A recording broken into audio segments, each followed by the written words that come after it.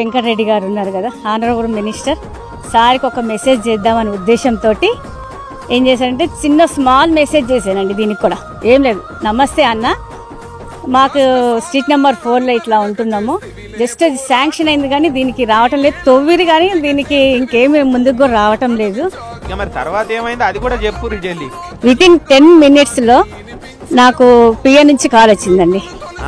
మరి ఇప్పుడు వెంకన్న సార్కి ఏమైనా థ్యాంక్స్ చెప్పేది ఉన్నదా లేదా? వెంకన్న సార్కి, కోమటిరెడ్డి వెంకటరెడ్డి గారికి మా హృదయపూర్వక ధన్యవాదాలు, స్పెషల్ థ్యాంక్స్ చెప్తున్నామండి.